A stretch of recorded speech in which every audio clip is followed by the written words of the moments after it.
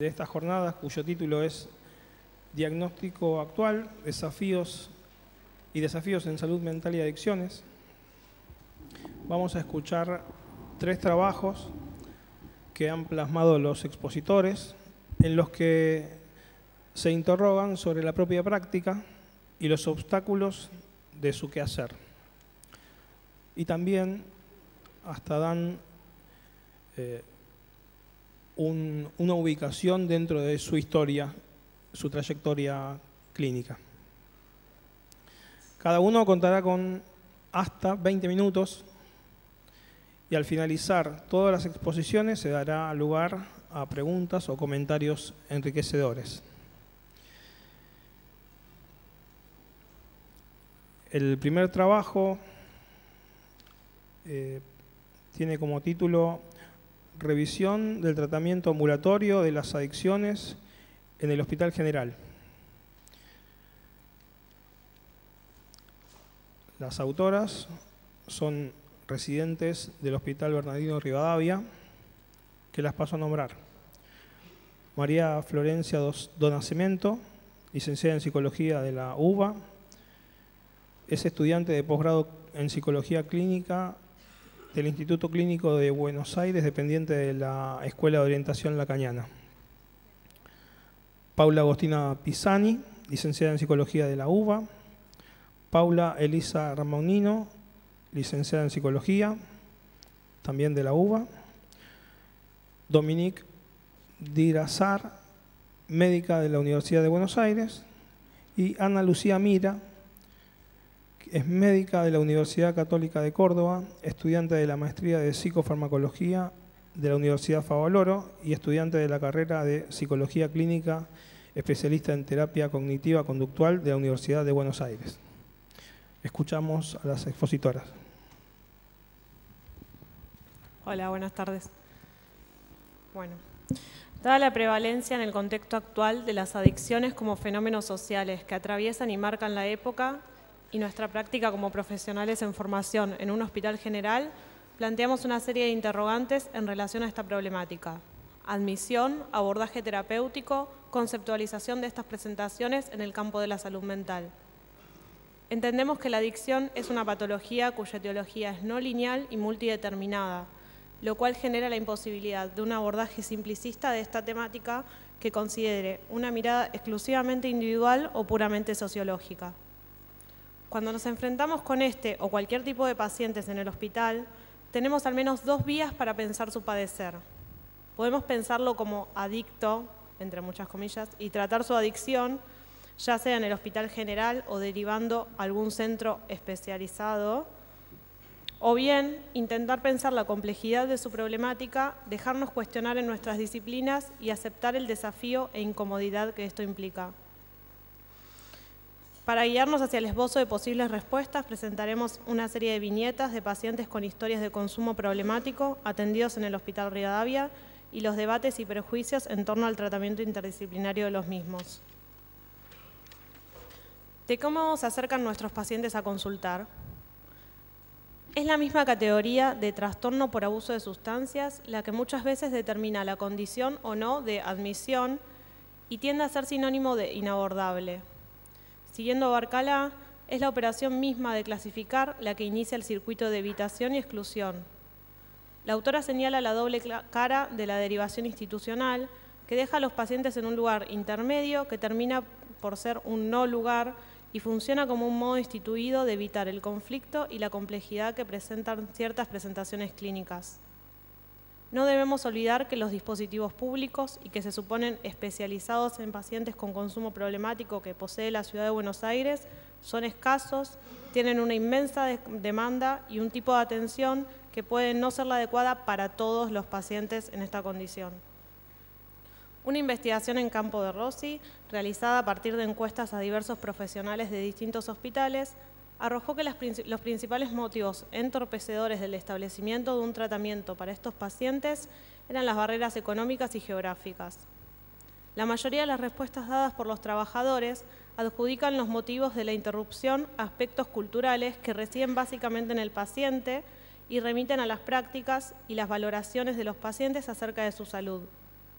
Ejemplo de estas respuestas se encuentra el estilo de vida del sujeto, la no preocupación por su salud y o el olvido de las citas pautadas aduciendo, por ejemplo, que no concurrían a las consultas por estar drogados. Estas son todas citas de la investigación. En cuanto a la demanda de tratamiento, así como en ocasiones el consumo, por sus efectos en el propio paciente o en su medio, se presenta como motivo de consulta, en otros casos la problemática de consumo aparece como secundaria a este y habrá que considerar, en el caso por caso, si esta será o no una demanda a construir. Otra posibilidad será cuestionarnos si es posible separarlos como motivos distintos y no como parte de un mismo padecimiento. A continuación presentaremos una serie de viñetas que intentan poner de manifiesto la gran diversidad en las presentaciones clínicas, signadas principalmente por los distintos usos de las sustancias en diferentes pacientes. Nancy comenta que inició el consumo de cocaína a sus 16 años por medio de un novio. Refiere, él era un rockstar mucho más grande que yo, me decía que estaba en otra sintonía, que si no consumía y estaba en la misma, me iba a dejar. Gerardo llega al servicio de salud mental derivado por clínica médica, luego de una internación por cetoacidosis diabética, secundaria a consumo de cocaína y a la no utilización de insulina por 2 días. Comenta que ha tenido una vida de excesos relacionada a su carrera como baterista y a su trabajo en la aduana. El lugar es un infierno. Sé que para salir de esto me tengo que alejar de esos ámbitos, dice. Durante el tratamiento aparecen reiteradamente comparaciones entre su autoimagen actual y anterior. Antes era un camión, me llevaba todo puesto, me levantaba las mejores minas. Ahora tengo una vida aburrida, me siento un boludo como un tractor viejo.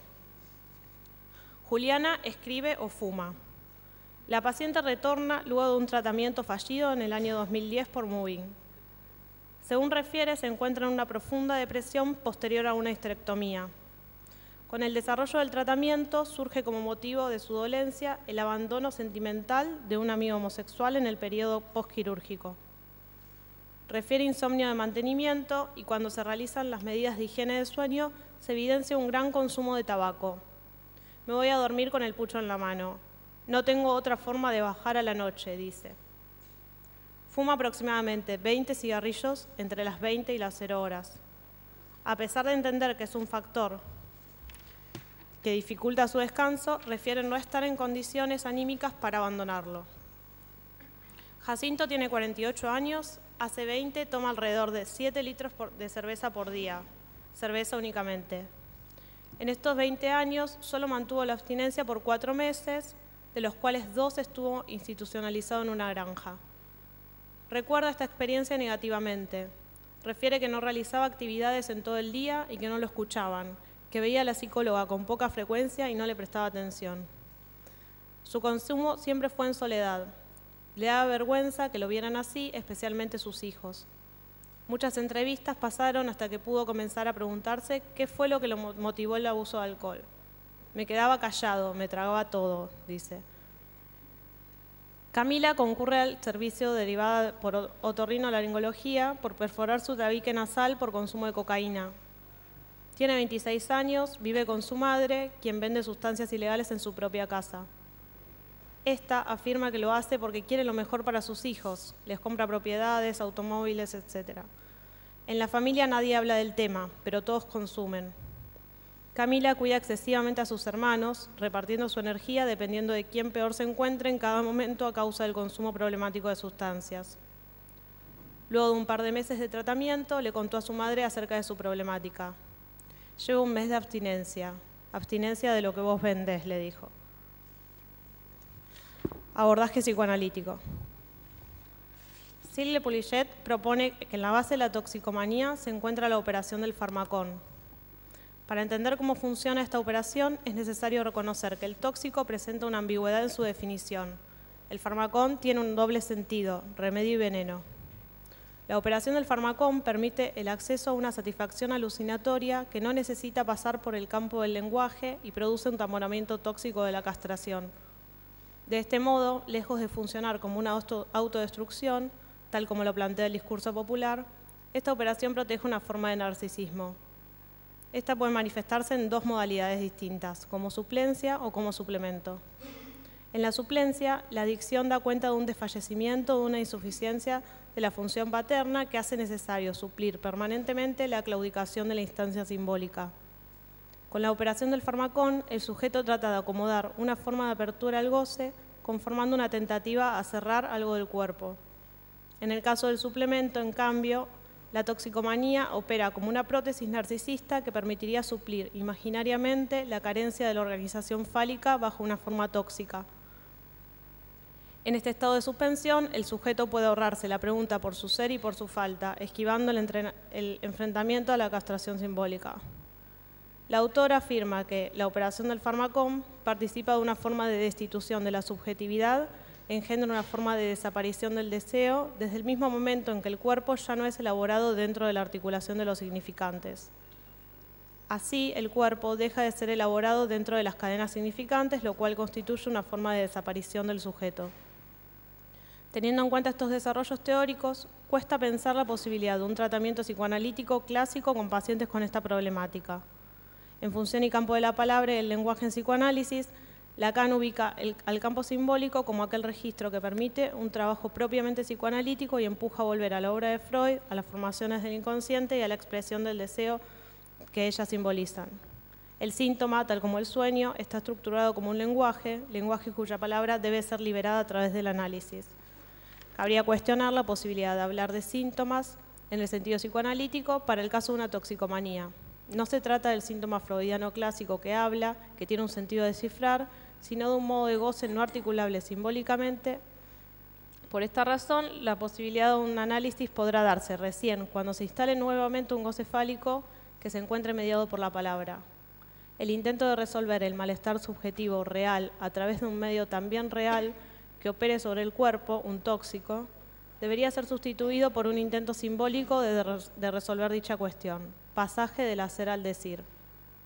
Como una hipótesis preliminar, podemos postular que un tratamiento posible en estos casos consistiría en poner en movimiento aquello que ha sido coagulado por el consumo a través de la palabra, a fin de que pueda desplegarse una demanda que viabilice el tratamiento. La apuesta será la palabra, partiendo del supuesto de que el deseo mismo de hablar puede despertar algo nuevo en el sujeto, ya que logra conmover la homeostasis que se había alcanzado gracias a la operación farmacón.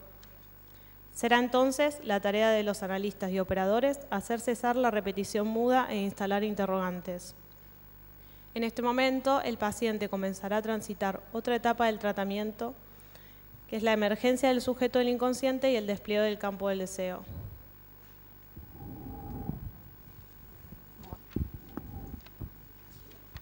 Abordaje cognitivo-conductual.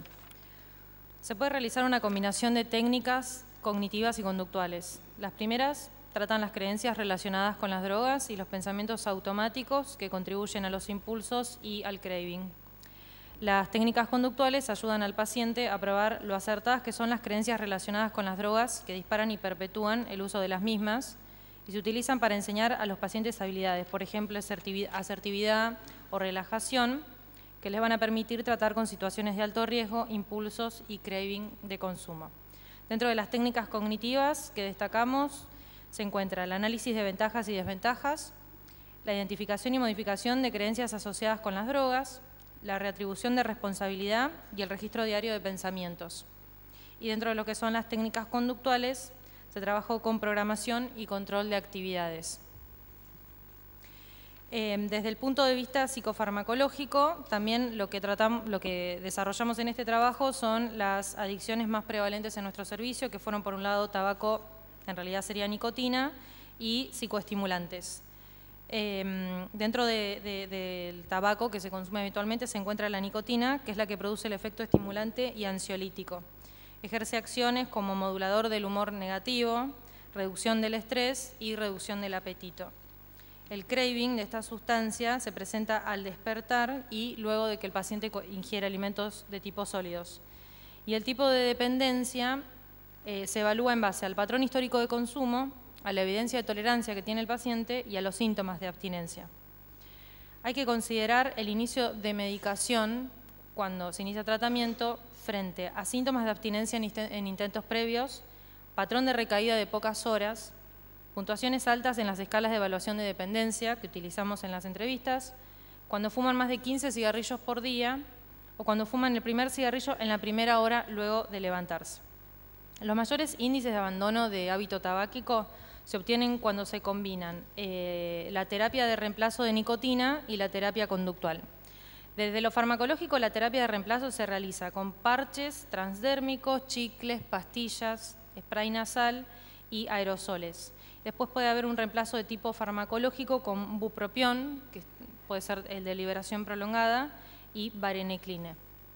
En el caso de los estimulantes, el tratamiento que abarcamos es el que pertenece a cocaína, pasta base de cocaína y anfetaminas. La estrategia farmacológica depende del periodo del tratamiento del paciente. Puede ser para lograr la instalación de la abstinencia o la prevención de la recaída. Los fármacos que se recomiendan para promover la abstinencia inmediata son el modafinilo, el bupropión, propanolol y clonidina, estos dos últimos más que nada para los síntomas somáticos que presentan. Y fármacos para prevenir recaídas, que son fármacos en la terapia de mantenimiento, topiramato y disulfiram.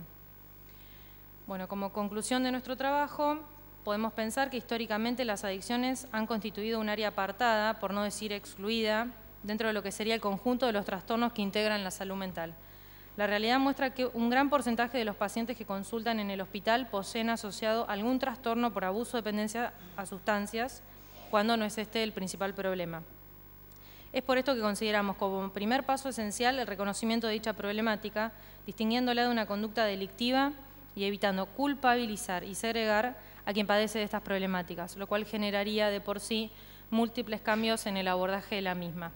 Consideramos que estas patologías nos enfrentan a la necesidad de flexibilizar nuestros marcos de abordaje y nos invitan a trabajar aún más conjuntamente que frente a otros casos, a pensar y considerar intervenciones alternativas a las habituales, así como a manejar diferentes variables en el encuadre. Aún así, continuamos encontrándonos con grandes dificultades en el tratamiento de estos pacientes, con un alto índice de abandono y fundamentalmente con los prejuicios que los rodean. La frase que habitualmente podemos escuchar es: ese paciente no es para este servicio, acá no entran adictos porque te desorganizan la sala y no tenemos el dispositivo adecuado. Evidentemente, la ley 26.657 apunta a conmover las bases sobre las que se aborda a las adicciones, ordenando: las adicciones deben ser abordadas como parte integrante de las políticas de salud mental. Las personas con uso problemático de drogas legales e ilegales tienen todos los derechos y garantías que se establecen en la presente ley en su relación con los servicios de salud. Si bien consideramos y experimentamos una importante transformación y un esfuerzo diario por ir generando espacios y recursos artesanalmente, vemos también que aún falta mucho para que las adicciones se aborden desde un modelo que realmente las incluya dentro del grupo de las enfermedades mentales como un tipo de padecimiento mental más. Gracias.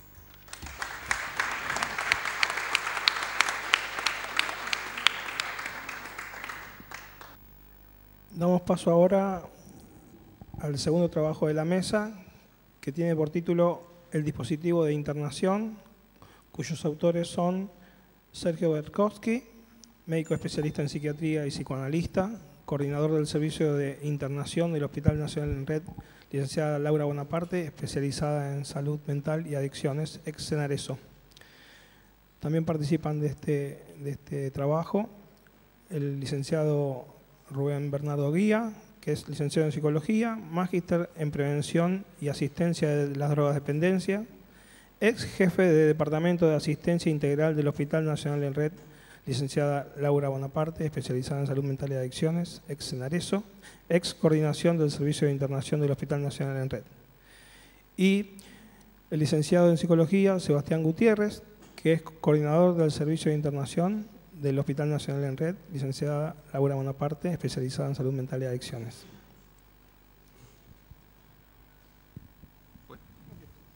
Bueno, buenas tardes.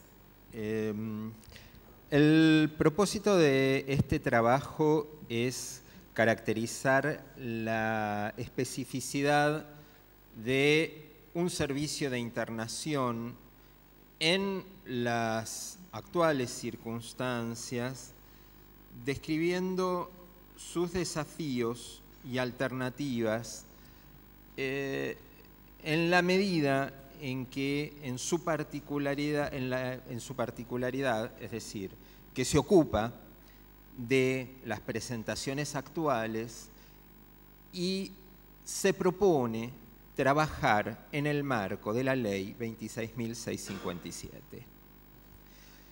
Les vamos a contar algo acerca de la trayectoria del servicio. El diccionario de la Real Academia dice que trayectoria es un curso a lo largo del tiempo. Es el curso que a lo largo del tiempo sigue el comportamiento o el ser de una persona, de un grupo social o de una institución. Y acá tenemos las tres.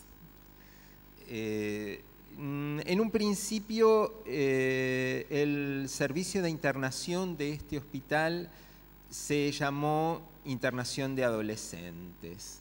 Y esto respondía a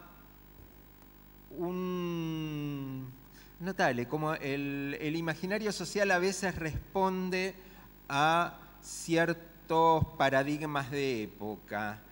El decreto de creación del entonces Cenarezo, y si ustedes ven todavía está por ahí en YouTube el corto de Sucesos Argentinos donde se anuncia la creación de la institución, habla de una institución dirigida a la juventud. O sea que el punto de partida es que lo que tuviera que ver con, para decirlo de un modo genérico, la droga, porque ni siquiera creo se hablara de adicciones entonces, el consumo de drogas tenía que ver con dos cosas: la educación, por eso le pusieron Centro de Reeducación Social, y la juventud. Supongo que el tiempo y la realidad demostraron que no era un problema de la juventud. Y el segundo abordaje fue el pensar el factor tiempo. ¿Por qué? En principio porque en ese momento la conceptualización era que o bien la drogadicción era un problema, en el mejor de los casos, conductual y en el peor policial, era un tema del que se tenía que ocupar la policía, era una cosa de delincuentes, y si no, era un trastorno conductual que necesitaba del tiempo para revertirse. Del tiempo, la humanidad y el amor con la ayuda de Dios. Porque parece que los hombres no podían prestar mucha ayuda en ese momento y esto trastornó o creó un modelo particular de comunidad terapéutica cuyo eje era que alguien tenía que estar mucho tiempo en tratamiento, si no toda la vida. ¿Sí? Como si hubieran leído a Kierkegaard, las adicciones eran la enfermedad hasta la muerte, en unos tratamientos desesperantemente largos. Esto naturalmente nunca se llevó bien con el espíritu de lo público, porque además el espíritu de lo público necesita de cierta consideración hacia la individualidad. El objeto del tiempo lo hizo llamarse por mucho tiempo internación prolongada. Y a tal punto es la pregnancia de que la idea de una internación para pacientes que consumen drogas, a mí me gusta el término adictos, es algo personal y como estoy leyendo un trabajo grupal, si quieren después me preguntan y les digo, la idea de que un tratamiento para pacientes adictos era estar internado. Y esto todavía tiene su pregnancia en el imaginario social. Es decir, todavía se considera, cuando un paciente viene a pedir tratamiento, dice, bueno, yo vengo a pedir tratamiento porque vengo a pedir internación porque necesito un tratamiento, no al revés, ¿sí? Pues bien, entonces, la internación prolongada fue pasando por distintas formas de ir acompasando, por un lado, lo que eran los requerimientos institucionales con los paradigmas de esa época en relación a la comunidad terapéutica pero de algún modo adaptados a lo que se supone es el funcionamiento de un servicio dentro de una institución pública. Y esto con el tiempo fue dando lugar a que el servicio se llamara simplemente de internación. De ser internación prolongada a ser internación fue necesario un salto cualitativo, y este salto cualitativo fue la implementación del marco normativo actual. De alguna manera, el marco normativo actual entra en colisión directa con la idea de una internación y mucho más de una internación prolongada. Eso nos pone en el riesgo de tomar como objeto de abordaje el tiempo de duración del tratamiento. No se trata de eso. Sí se trata de algo que ya veníamos pensando desde hace mucho tiempo, y es que efectivamente la internación es el último recurso y no el primero, no el único sinónimo de un tratamiento posible, sino el último recurso terapéutico cuando ya no hay posibilidad de ningún otro recurso terapéutico. Entonces a mí muchas veces me preguntan, ¿cuándo hay que internar a alguien? Porque la discusión de los criterios de internación es interminable. Entonces hay que internar a alguien cuando no puede hacer un tratamiento ambulatorio. Y esto nos da el punto de salida, cuando hay que externar a alguien, cuando puede hacer un tratamiento ambulatorio. Fíjense cómo los mismos términos en los términos de la entrada se juegan los términos de la salida. Y esto puede llegar lejos. Continúa en el próximo capítulo, ¿verdad?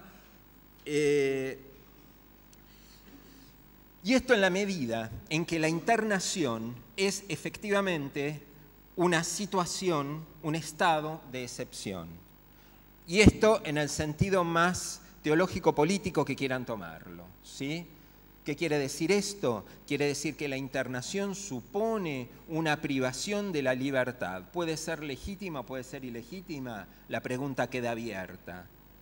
Pero el mismo cuerpo que se deposita en la calle es el que se deposita en el hospital, en estos tres destinos posibles de la comisaría, el hospital y el cementerio que tienen los cuerpos a veces. Pues esa distinción es menester que la pongamos en práctica, si no vamos a ser solamente una agencia represiva más. Y esta es justamente la conflictiva, la problemática que se propone abordar nuestro marco normativo actual.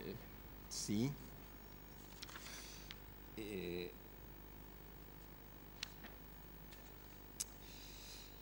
¿Qué quiere decir esto? Esto quiere decir que, en primer lugar, la institución tiene que surgir en una situación que no sea segregativa, que sea una alternativa a lo que durante mucho tiempo se ha conocido como institución manicomial, como institución total. Debe constituirse en sí misma en un puente hacia el exterior y brindar la mayor cantidad de posibilidades de alternativas de salida de la internación. Fíjense qué paradoja, ¿sí? La internación desde la entrada tiene que trabajar para la salida, y tiene que trabajar para la salida en coordinación con las áreas de educación, de desarrollo social, de trabajo, de las que correspondan a la implementación de acciones de inclusión social, laboral y de atención en salud mental comunitaria. No estoy haciendo otra cosa que citar el artículo 11 de la ley, ¿sí? Fíjense, esto está así escrito.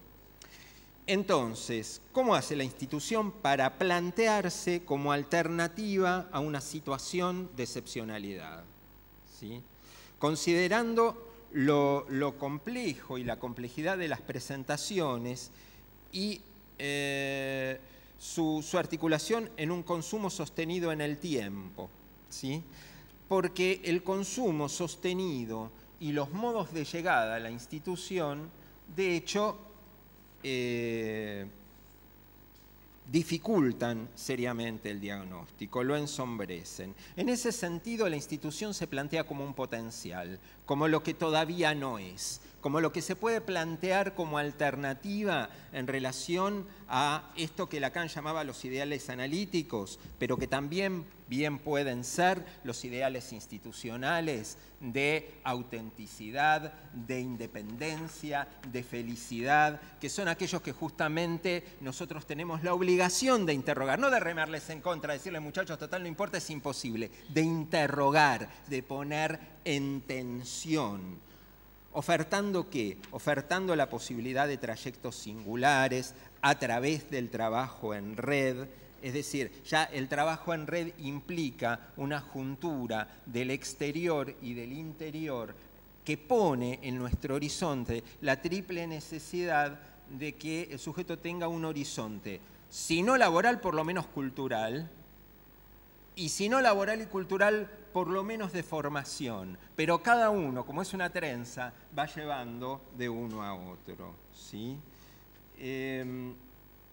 Entonces, la internación debe propiciar estrategias favorecedoras de una continuidad con diferentes instancias terapéuticas. Debe pensar su exterior desde el inicio.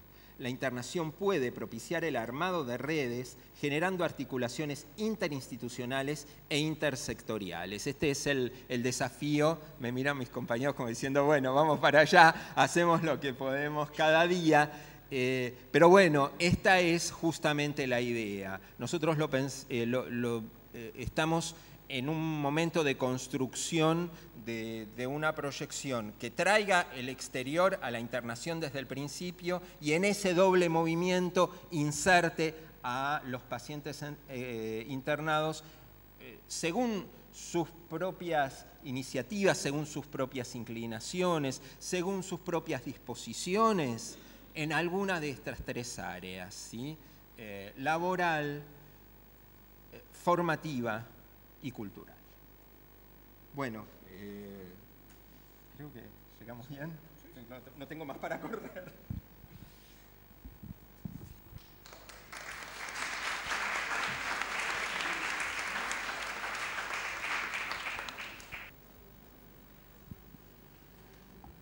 Bueno, pasamos al tercer trabajo entonces. El título que tiene es Obstáculos y desafíos en los procesos de inclusión de personas con padecimiento en salud mental. Experiencias del dispositivo de internación. Las autoras, las tres autoras son trabajadoras sociales y los nombres son Ruth Lextra, que es la que va a hablar, Soledad Bordalecú y Melissa Reynoso. Así que vamos a escucharla. Bueno, buenas tardes. Nosotras somos trabajadoras sociales de internación, como nos presentaron, así que vamos a complementar un poco lo que comentó nuestro coordinador de internación, específicamente desde nuestro quehacer profesional y las reflexiones que venimos teniendo en relación a nuestra práctica.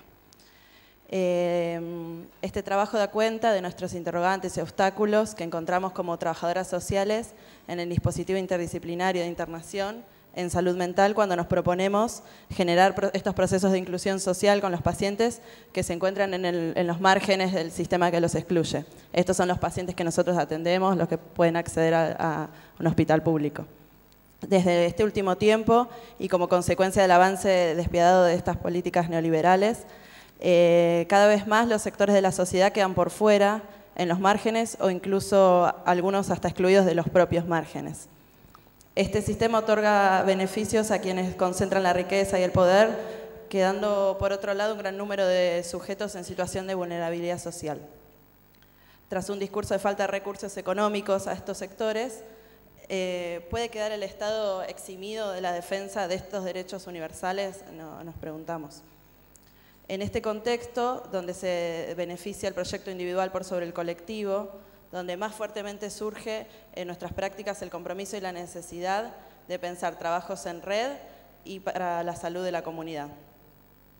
Consideramos que una red que avanza cualitativamente es cuando aumenta la calidad y densidad de los vínculos de las personas que están conectadas entre sí con objetivos comunes y compromiso mutuo. En nuestro quehacer cotidiano en el dispositivo de internación, vemos encarnada en personas concretas la problemática de exclusión social histórica que se profundiza aún más con la coyuntura actual. Exclusión que se expresa en lo económico, en los vínculos familiares y comunitarios y en la salud mental.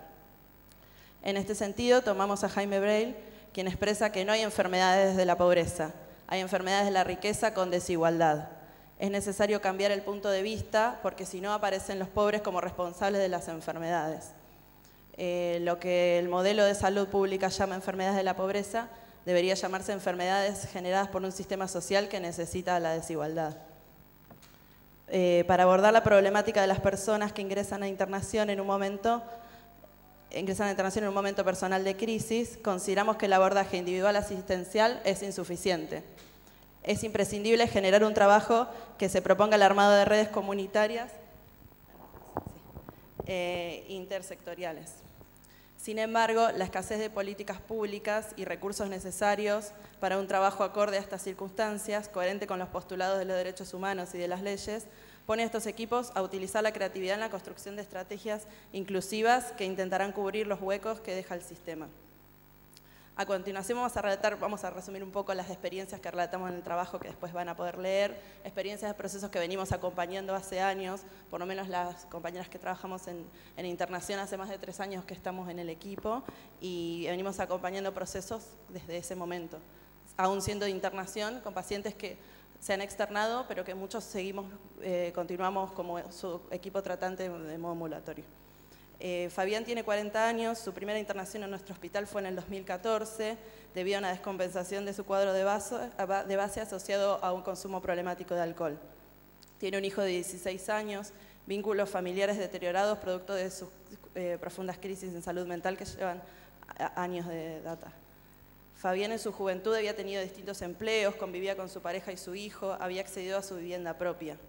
Durante la internación se intenta hacer un armado de esa historia vital y se observa que su deterioro de años, que culminó con esta crisis, que motivó la internación, durante estos últimos años fue perdiendo sus vínculos afectivos, su estabilidad laboral, su vivienda.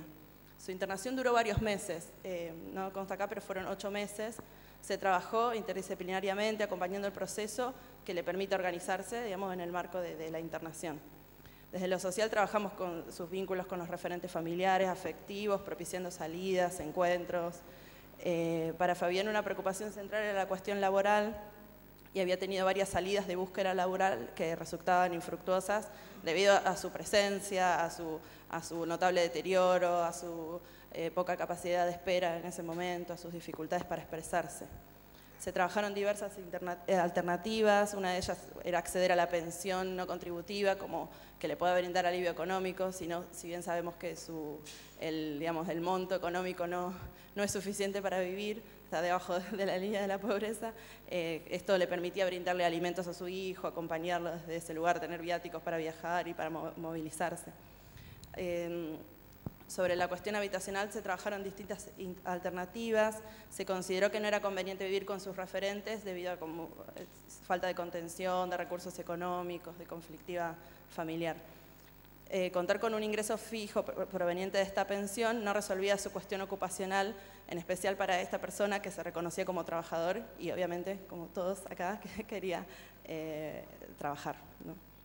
Siguieron aquí diferentes estrategias vinculadas a la rehabilitación, a encontrarse con hábitos y prácticas de oficios que permitan, por un lado, formarse y por el otro lado, acceder a un trabajo con una mejor calidad.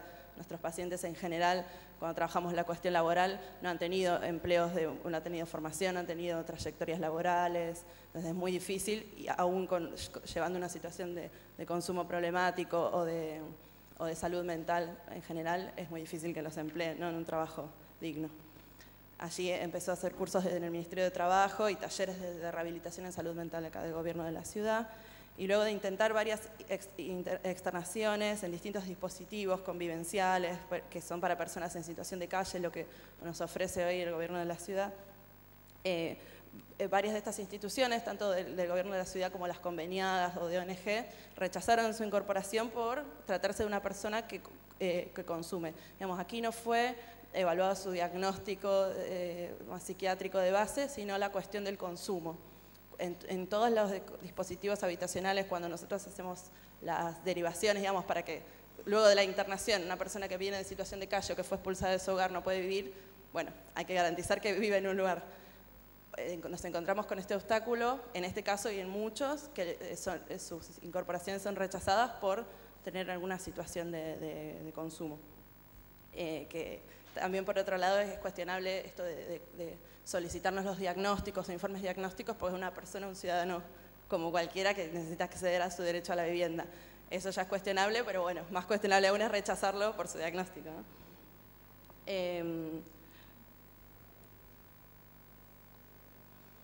Esto nos dicen que no lo reciben porque es consumidor, digamos, aún dando cuenta de meses y meses de tratamiento, que nosotros cuando derivamos también ofrecemos el acompañamiento. El paciente continúa en tratamiento, si bien externado, sigue con un acompañamiento por lo menos desde nuestra institución.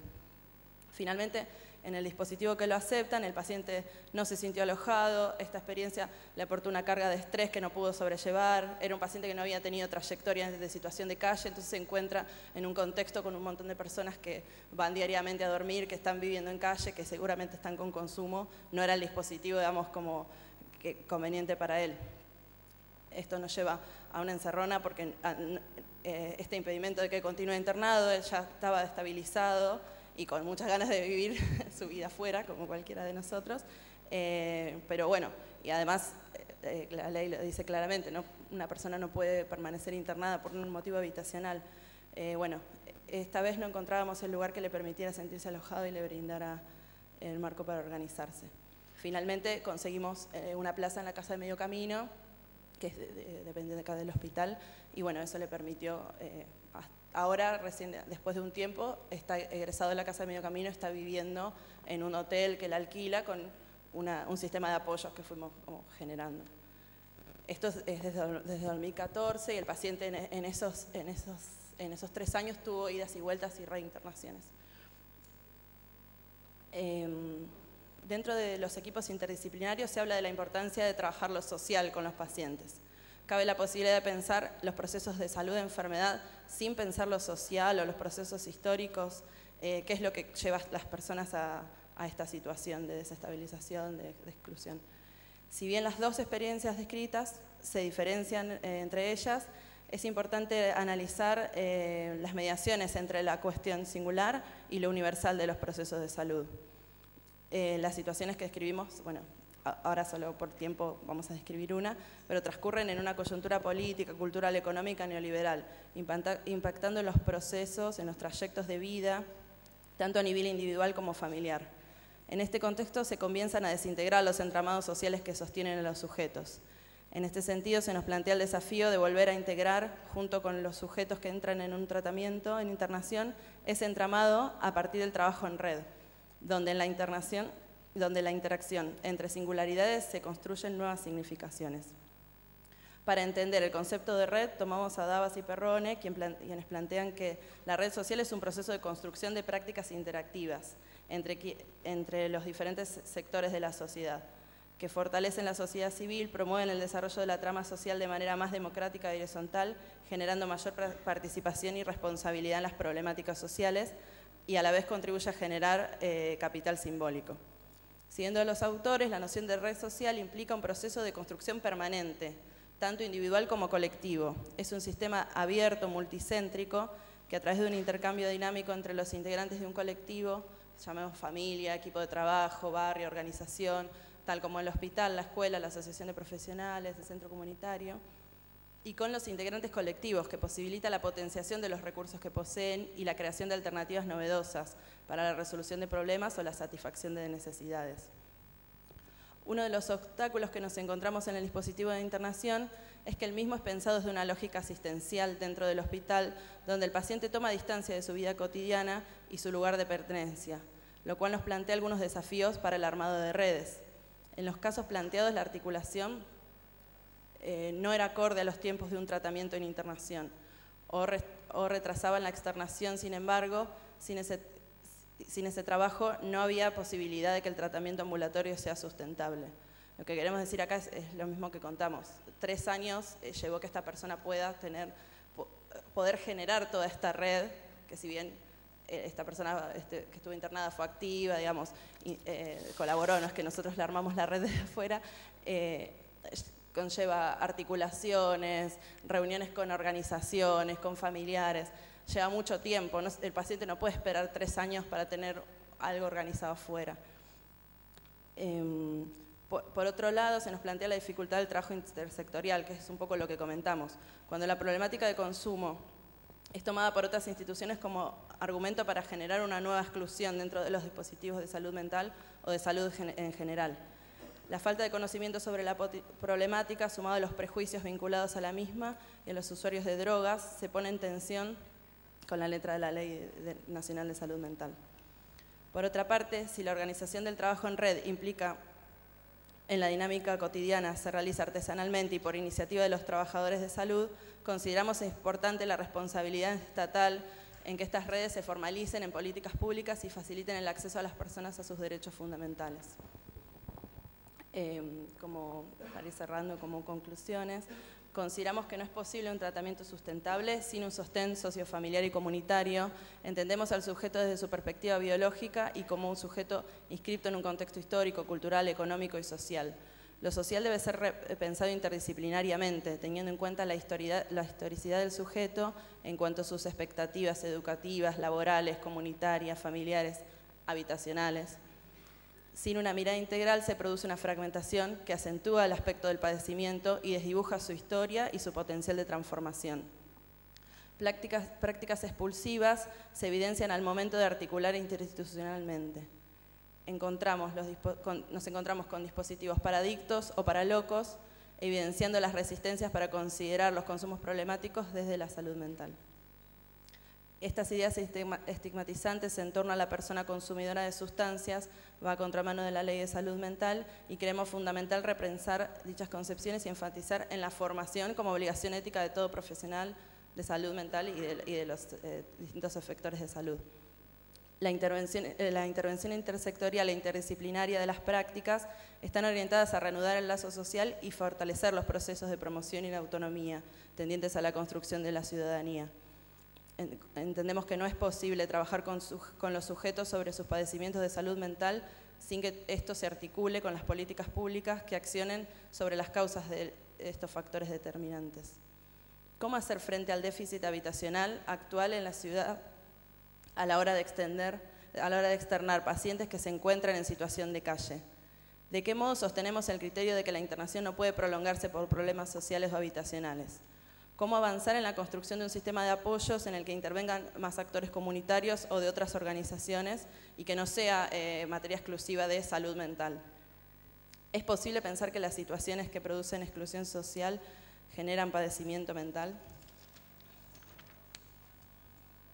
Consideramos que las experiencias descritas apuntan a la construcción de un sistema de apoyos que les permita permanecer en la comunidad, afrontando las crisis que aparecían esporádicamente, con internaciones de breve lapso, retomando el circuito organizado una vez externado.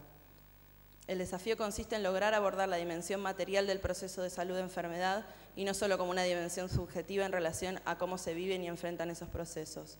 Por eso consideramos que la perspectiva de red nos propone la construcción de un mundo construido por todos, nos coloca en una situación de responsabilidad compartida. El mundo no es tal como nos ha sido dado, sino como lo construimos todos. El reto es pasar de las decisiones por la mayoría a la generación de consenso, a las estrategias de intervención, a las estrategias cooperativas que promuevan ligaduras del orden preestablecido a una organización coordinada. Con la construcción de un entramado de redes se apunta a que el paciente deje de habitar esas muchas veces única identidad como perteneciente a un dispositivo de salud mental para empezar a transitar otros ámbitos donde comparte la responsabilidad, derechos y obligaciones desde una perspectiva de derechos de los ciudadanos. Bueno, esto es un poco la presentación del trabajo y queremos aprovechar a enfatizar la importancia que tiene para nosotros el lugar que se nos da en la internación para trabajar y poder salir sobre todo a generar estos procesos con otras organizaciones, instituciones que nos vienen acompañando, a nuestros propios compañeros que son quizás de otras disciplinas, pero que comparten fuertemente, salen con nosotras a territorio y contribuyen a generar estos procesos que van de la mano con lo que propone la Ley de Salud Mental. Y teniendo en cuenta la importancia del trabajo social en la salud, queremos solidarizarnos con nuestras compañeras de la Comisión Directiva de la Asociación de Profesionales del Servicio Social, que fueron cesanteadas por el Ministerio de Hacienda de la Ciudad de Buenos Aires y que aún hoy continúan en cesantía y no están cobrando sus sueldos. Estamos solidarios con ellas.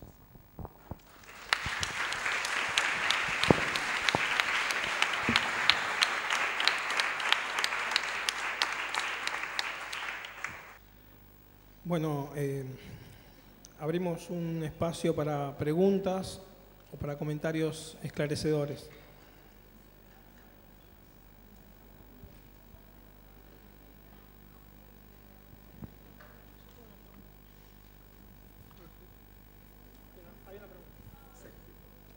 Bueno, tengo una pregunta para Sergio.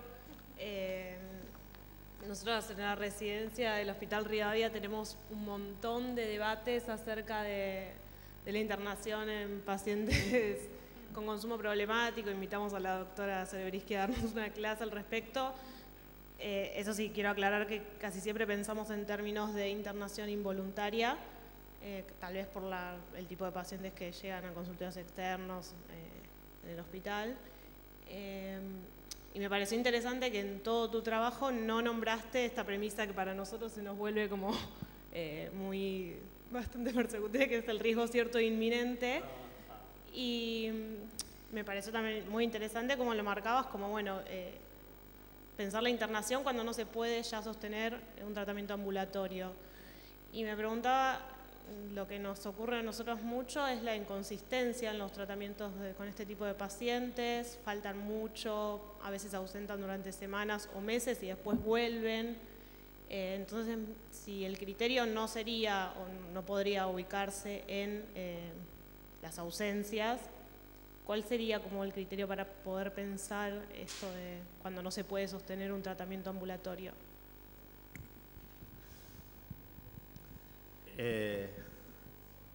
Me encanta la pregunta y yo voy a tomarla desde el sesgo por el que empezaste, que es el de la voluntad. En principio porque para Freud la voluntad es la pulsión. Y si nosotros vamos a pretender abordar un tratamiento tratando de agarrar a la pulsión de los pelos, se nos va a escapar. Y es lo que sucede, ¿sí? Porque eso ni se domestica ni deja de insistir, porque eso no se domestica ni deja de insistir, pero habla. Y este es exactamente el punto. En una época en que existía el servicio de internación prolongada, existía en contrapunto un servicio que se llamaba de internación en crisis, cuyo objeto eran las crisis.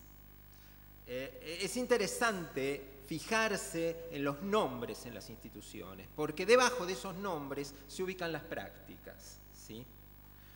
Una crisis es una cosa muy interesante si uno la sabe ubicar, porque el criterio, al ser la crisis, era identificar los actores de la crisis en el exterior. Y lo que yo solía decirles a mis compañeros es que la crisis tiene que estar primero en el oído del que recibe al paciente. Es decir, poder captar cuál es la tensión de eso que habla. Y también en eso hay una intencionalidad, porque entonces yo tengo que tener la voluntad de mi lado, las ganas de tocar eso que pasa. Si yo quiero que eso hable a mi voluntad y de manera domesticada, eso se las va a tomar. ¿Por qué? Porque no va a encontrar hospitalidad en mi recepción. Entonces el primer punto es encontrar hospitalidad en mi recepción. El segundo punto es que la voluntariedad es un concepto jurídico y tiene que ver con esto, con el riesgo cierto e inminente. Hay toda una corriente española del derecho que supone que el riesgo, al ser una conducta potencial, nos obliga a hablar de algo que no existe. Entonces, no podemos hablar de riesgo en ningún caso. La verdad es que hay situaciones de mucho peligro y en estas situaciones de peligro nos encontramos confrontados con que cuanto más en peligro está el paciente, menos ganas tiene de internarse. ¿Y esto en qué medida? En la medida en que nosotros, desde nuestro oído y desde nuestra acción, en la ansiedad que nos produce el estar sumergidos en esa situación, no logramos hacer contacto con la situación, con lo que ocurre, con el conflicto, con la crisis, si ustedes quieren, del paciente. ¿Sí? Marx decía, cuando elementos que en lo interno no son autónomos se autonomizan hasta cierto punto, se genera el territorio propicio para una crisis. En ese territorio tenemos que habitar nosotros, encontrando eso que en lo externo está disyunto, pero que en lo interno tiende a convergir. ¿Y de qué manera? Hay que meterse en la locura del otro, y esta es la parte difícil. Hay que hablarle a eso que habla en sus términos, pero para eso hay que tener un parámetro, es decir, para moverse en una casa hace falta el plano de la casa, si no nos damos con el culo contra las paredes, ¿no es cierto? Hay que tener algún parámetro de qué y desde dónde está hablando ese que viene, porque si viene es porque alguna inteligencia que tiene de que algo no anda bien. Si lo están persiguiendo los extraterrestres para llevárselo, pues hay que cuidarlo de los extraterrestres, no explicarle que los extraterrestres no existen, porque entonces los extraterrestres somos nosotros, ¿se entiende? Para hablarlo en un modo muy grosero. Después entramos a hilar fino, no sé si va en la dirección de lo que vos querías.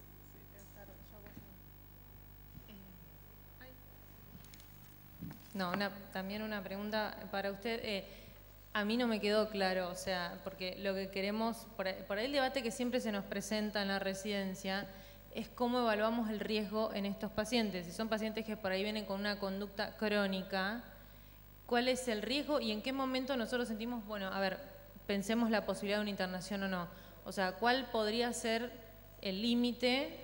No el límite, o decir, básicamente el riesgo. ¿Cómo deberíamos evaluar el riesgo? ¿De qué hablas cuando hablas de Riesgo cierto o inminente, aquel que determina que yo tenga que pensar en la probable internación de un paciente que tiene este tipo de adicciones. Bien. Es difícil situarlo en el aire, pero en la práctica te diría que el riesgo sí es algo que se puede estimar cuando lo que está en juego es la vida o la muerte de alguien.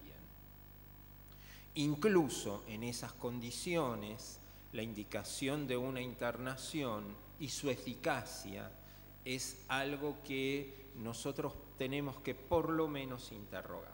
Por ejemplo, te voy a citar el caso de una paciente que es un caso de actualidad. Es un caso de actualidad porque está actualmente internada, pero te voy a hablar de otra internación, no de esta. Por lo menos hablar en pasado siempre da la posibilidad de alguna cobertura, de algún velamiento. En algún momento, esta paciente, que es una mujer muy joven y que tiene toda una forma de vida en el ámbito geográfico en el que ella se mueve y que lleva muy intrincado estas cuestiones de el consumo, las relaciones violentas y la prostitución, concurre muy golpeada, muy intoxicada, casi te diría delirando. Después podemos hablar sobre el particular, si me empiezo a extender sobre la semiología no terminamos más.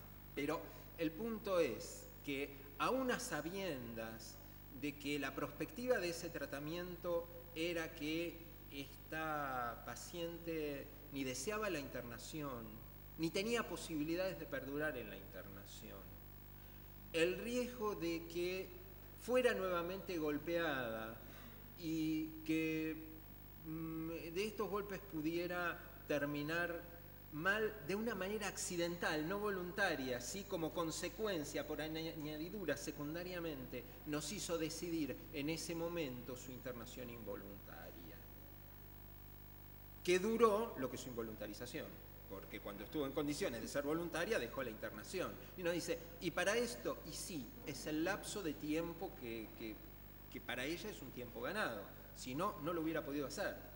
Es decir, es menester que en esto deslindemos nuestros propios ideales, lo decíamos en el trabajo, de las posibilidades de nuestra acción y los deseos de quien tenemos enfrente, de quien viene a consultarnos, de quien viene a pedirnos ayuda.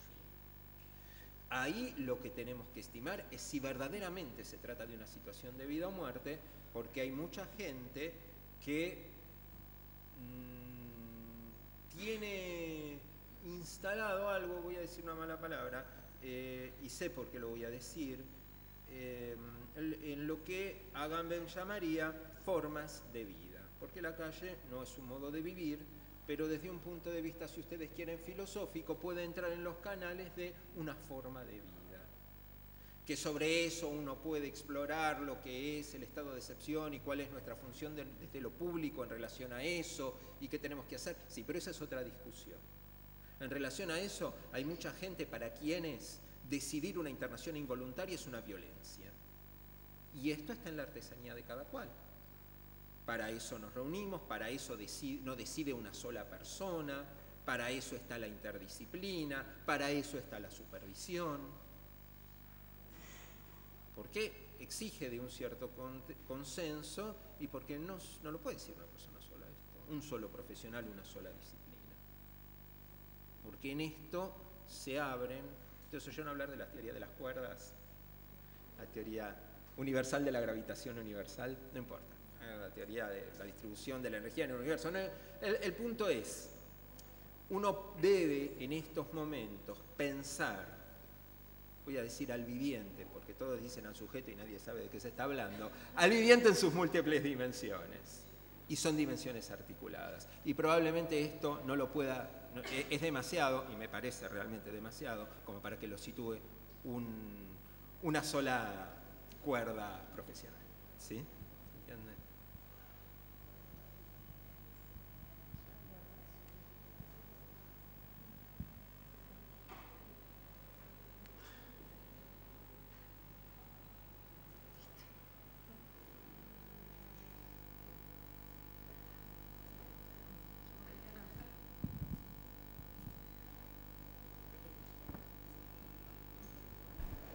Bueno,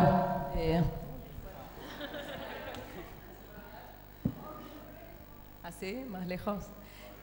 Por ahí no era una pregunta específica, pero sí me parece interesante esta atención que se dio con respecto a las internaciones involuntarias en el ámbito de las adicciones y por ahí tomando un poco el último trabajo de construir redes, me parece que tiene que ver esto con por qué siempre el debate se da en este punto, ¿no?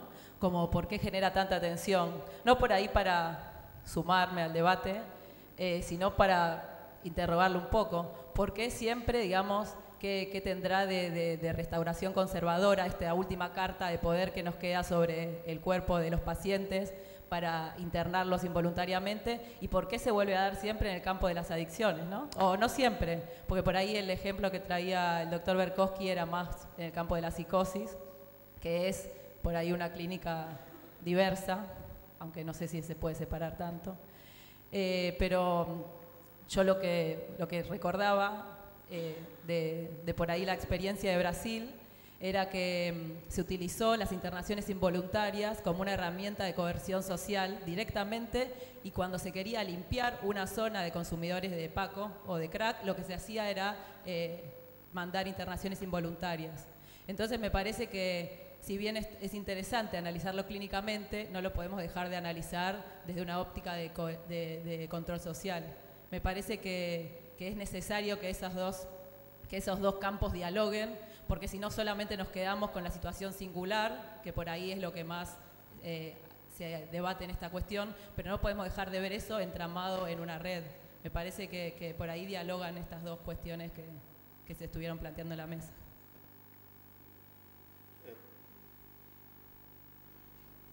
El control social no dialoga, por eso se llama control social. Es una consistencia con la que nos la tenemos que ver. Por eso yo también soy contrario a hablar de control psiquiátrico. Los psiquiatras no controlamos. En todo caso haremos una terapéutica, ¿sí? El control social no dialoga. Es un factor con el que los tenemos que ver. Si nos ocupamos solo del control social, lo cual es apasionante, pero también es resbaladizo, inevitablemente, y del mismo modo que la ciencia, pero por otros medios, con todo respeto por la ciencia, vamos a terminar dejando de lado las cuestiones de lo singular. Ahora, lo singular no es una mística, ¿sí?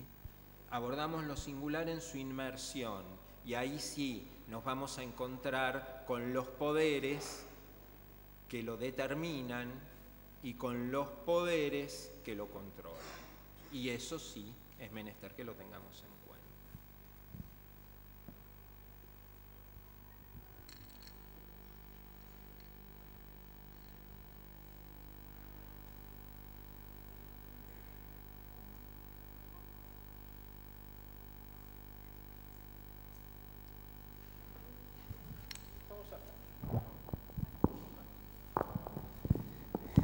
Bueno, está muy alto esto. Por ahí quería compartir algunas preguntas, ¿no? Sumarme un poco a la cuestión esta que se armó con respecto al debate de lo voluntario y lo involuntario. Diciendo esto, hay que tener en cuenta en qué contexto también surgen estas discusiones, ¿no? Porque esos contextos son los que hicieron textos diversos, ¿no? Antes de la ley de salud mental, de la 26657, había una ley por la cual un juez podía ordenar una internación, por supuesto, de carácter involuntario. Me parece que esos son elementos que hay que tener en cuenta también cuando uno debate algunas cosas. Cuando nosotros discutimos que hay riesgo cierto e inminente, hay veces que eso es negro o blanco. Y en eso no hay mucha discusión. Un paciente con una ideación suicida, con planificación suicida, con antecedente de ideación suicida, bueno, eso es riesgo cierto e inminente, no hace falta que venga con una soga en el cuello. Digamos, eso no provoca, por lo general, demasiada discusión. Hay pacientes que ni siquiera se plantea que haya riesgo cierto e inminente. Esos son los negros y los blancos. El problema es la zona de grises. La zona de grises tiene un nombre que es riesgo potencial, ¿no? Y ese es un punto que hay que discutir caso por caso, porque ahí sí tiene que ver con la fineza de la evaluación clínica, ¿no? No se pueden poner demasiados parámetros para esa zona. Sí que hay que discutirlo y que hay que afinar qué es lo que estamos evaluando, ¿no? Después sí me sumo por ahí a algunas de estas cuestiones que se fueron diciendo, que es la utilización con otros fines de determinadas normativas clínicas. También no nos olvidemos que todas nuestras profesiones nacieron también con un mandato de control social, lo queramos o no. Por eso es algo con lo que lo tenemos que ver. Tenemos que ser conscientes que esos mandatos se cuelan por ahí en la más mínima de nuestras intervenciones y a veces son muy sutiles, porque no se trata no se trata del discurso bien intencionado, porque no es por ahí por donde se cuela eso, se cuela por las prácticas concretas. El poder no es tan tonto, el poder es astuto. Entonces me parece que por ahí esos son elementos como para tener en cuenta de cuáles son todo lo que hay que tener en cuenta cuando se habla de esto. Porque cuando se habla de esto es riesgo potencial. Cierto inminente, el negro y el blanco no hay discusión, realmente, ¿no? Después, por otro lado, quería compartir un poco la cuestión esta que planteaban las compañeras de internación, el trabajo bueno, que leyó Sergio. Voy a traer algo que es algo que pensaba Ana María Fernández, ¿no? Ana María Fernández dice que las instituciones suelen reproducirse de la misma manera sin que las personas y las prácticas que la habitan sean las mismas. O sea, algo ha cambiado, hay una metamorfosis de lo social. Y eso, por más que uno quiera seguir funcionando como una institución, como si nada hubiera sucedido, en la práctica no es así. Hay algo que por ahí no se diferenció, que en este hospital hay el servicio de internación de agudos y el servicio de internación, ¿no? Entonces hay toda una cuestión que pasa por justamente los casos agudos que no son los que estamos pensando desde el trabajo que se leyó, ¿no? Es otra problemática, tiene otros matices. Entonces el tema es que tenemos una ley de salud mental con el cual tiene que haber trabajo intersectorial, interinstitucional, tiene que haber dispositivos intermedios, tiene que haber redes, tiene que haber todo un modelo alternativo de atención con base comunitaria. Estamos lejos de eso. O sea, el camino de la implementación de la ley está lejano todavía.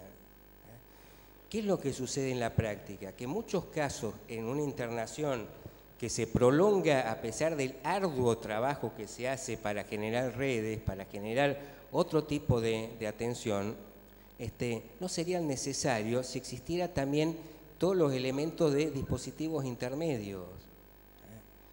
Entonces hay muchas cosas que en internación se van haciendo como una práctica para llegar a eso, imaginando el porvenir, o sea, lo que todavía no está.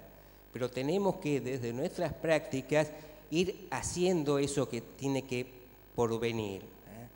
La idea de trabajar en talleres, en trabajar en grupos, teniendo en cuenta esta dinámica del adentro y del afuera, como si fuera una banda de Moebius y no un muro, es una manera de ir cambiando nuestras prácticas, sabiendo que eso algún día va a funcionar afuera. Eso por un lado, ¿no? Por eso al principio del trabajo se decía las circunstancias específicas que estamos viviendo. Hay prácticas que tienen que ver con estas circunstancias. Muchas veces en este contexto de exclusión social, las internaciones funcionan como la única vía de entrada para una inclusión posible. Esto hay que tenerlo en cuenta también, sobre todo por esto que, bueno, Ana María Fernández llama el desfondamiento de sentido, ¿no? Las instituciones, cuando sucede esto, van perdiendo cuáles eran sus sentidos antiguos. El nuestro es curar únicamente, pensándolo desde una internación. El de la escuela es transmitir contenidos educativos únicamente. Algo ha pasado con las instituciones, algo ha pasado con lo social, hay transformaciones. Entonces tenemos que pensar de cómo trabajamos actualmente y no cómo fueron ni instituciones ideales ni lo que todavía no existe. Sí sabiendo y teniendo claro hacia dónde tenemos que ir. Después, otra cosa, es muy difícil trabajar en redes. Es un trabajo arduo, pero por una sencilla razón. Es como que siempre hay que estar empezando de nuevo. Pues hablamos de redes hace muchísimos años y las redes se van haciendo y se van deshaciendo. Esto también hay que entenderlo y no es por mal o buena voluntad de algunos actores. Tal vez la dinámica propia de esto. Es la red de cada uno, además. Sí, además es eso, pero el trabajo en red lleva muchísimo tiempo y es muy difícil y es siempre una apuesta, ¿no? Y esto, cuando se van haciendo por un lado, se van deshaciendo por otro, ¿no? Y esto obliga un trabajo constante y es parte de lo que hacemos y es parte de lo que tenemos que saber. Bueno, esto quería compartir algunas cosas.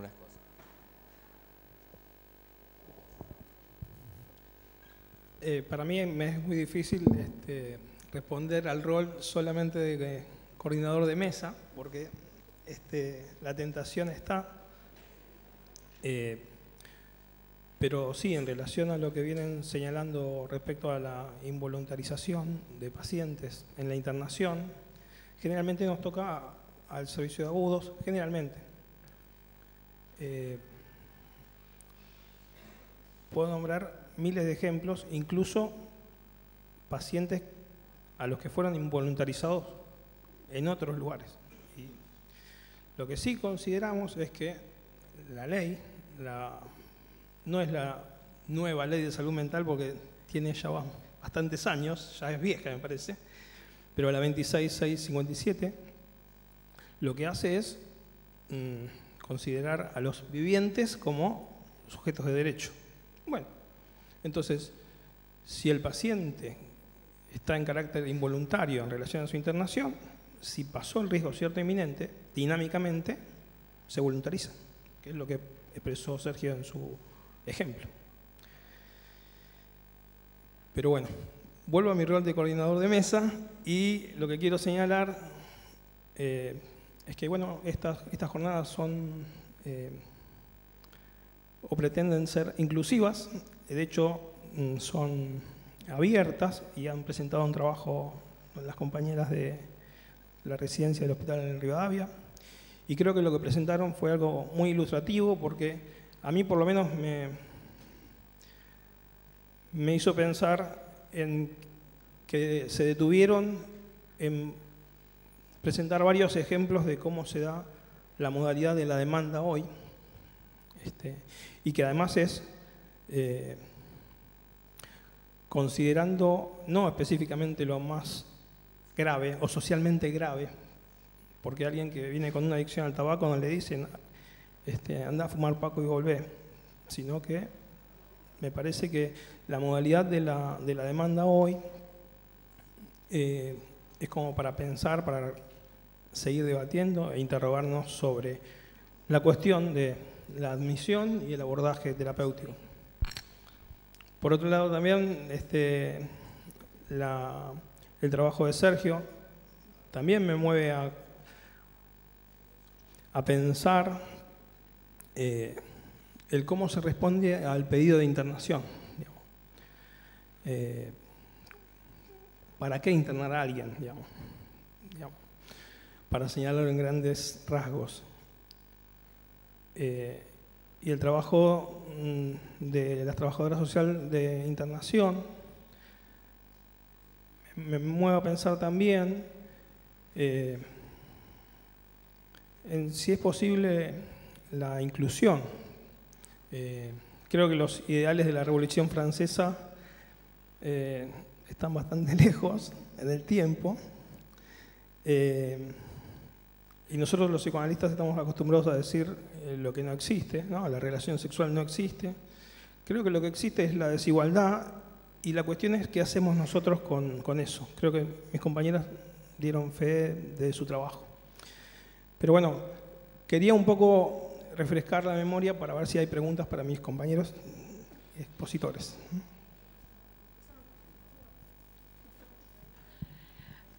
Bueno, quiero felicitar a la mesa, la verdad que todas las exposiciones han sido súper interesantes, pero quiero destacar especialmente el trabajo que están haciendo las profesionales del Hospital Rivadavia, a quienes yo vengo acompañando hace ya un tiempo, porque el ámbito de inserción que les toca a ellas, esto de trabajar en un hospital polivalente, tratando de interactuar con los demás servicios, con la enorme dificultad que eso representa, y tratando de recibir a estos pacientes y alojarlos a pesar de que en general son expulsados de la mayoría de los hospitales polivalentes, realmente siendo ellas tan pichoncitas,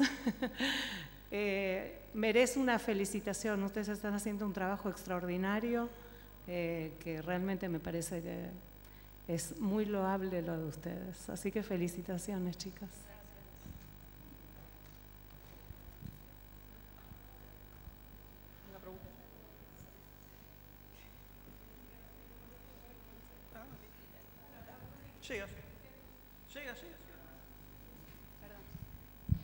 Buenas tardes.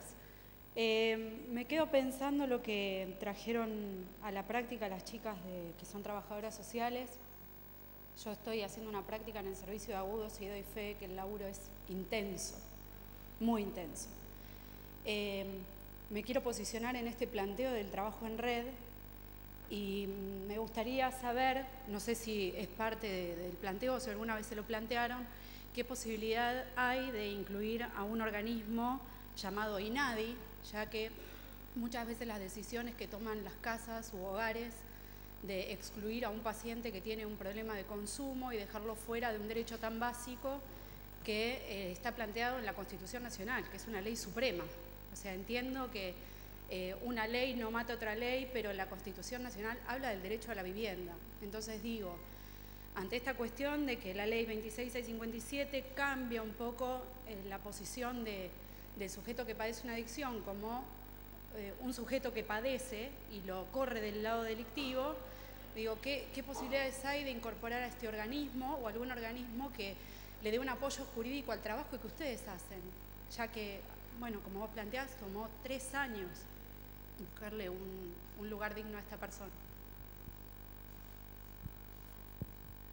Sí, la verdad que eso es como mucho más complejo de la DNI. Sí existen lo que plantean estos dispositivos cuando te dicen no lo vamos a aceptar porque es consumidor, alegan que no tienen la estructura para abordar este tipo de situaciones, que realmente no la tienen. ¿Cómo? Sí, pero realmente no la tienen porque son personas que en general requieren de una contención, un acompañamiento, en algunos casos, ¿no? En otros no, en otros se desenvuelven. Pero ellos alegan eso, entonces es como bastante complejo discutir. Las discusiones las tenemos entre instituciones y planteamos argumentos, sobre todo en el caso de los pacientes que derivamos que suponemos que pueden sostenerse en estos dispositivos convivenciales. Y por otro lado, hay pacientes que sí requieren dispositivos intermedios, como casas de medio camino, con mayor contención, que no existen, prácticamente no existen, o son muy pocos los lugares que hay. Entonces esas son las dificultades, sumado al déficit habitacional extremo que está sucediendo en la ciudad, que realmente no hay lugares, ni siquiera se encuentran hoteles familiares para vivir, así que eso complejiza un montón más la situación, la cuestión de los recursos económicos, ¿no? Si la persona no está trabajando, algunos apenas cuentan con una pensión, otros ni siquiera eso, ¿con qué recursos van a subsistir en el afuera? Eso, bueno, complejiza. Quedan internados mucho tiempo más del que deberían, porque también está la cuestión de, bueno, que se externe y vuelva al contexto de donde vino, dejar en un lugar de mucha vulnerabilidad y mucha desprotección.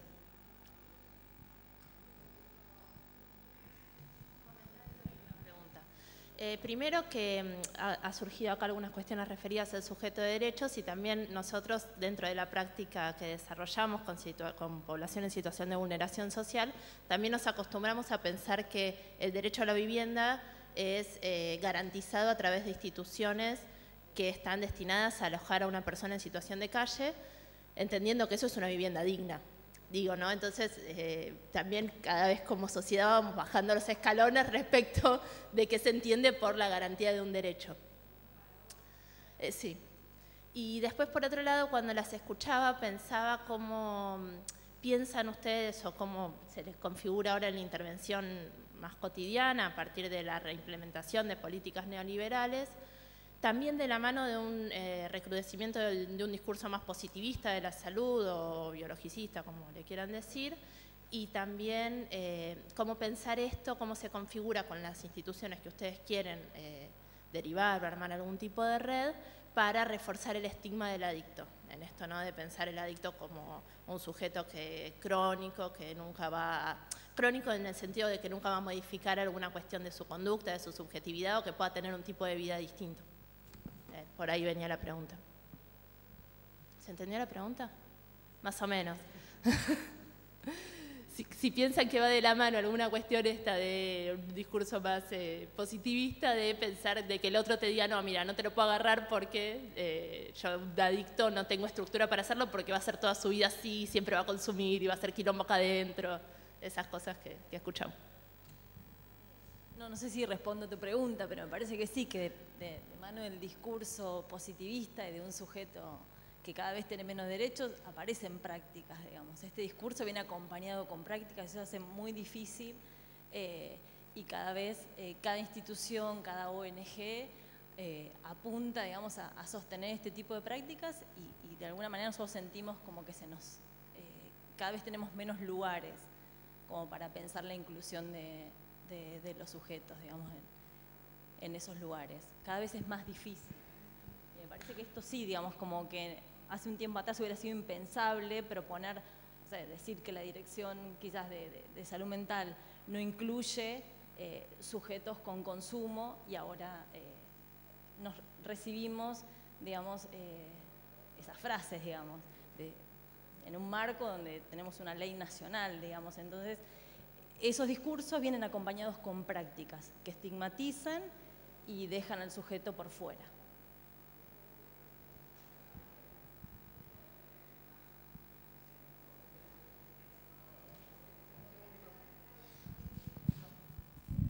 ¿Algún comentario más? Bueno, damos por cierre entonces a la mesa y espero que disfruten de las jornadas.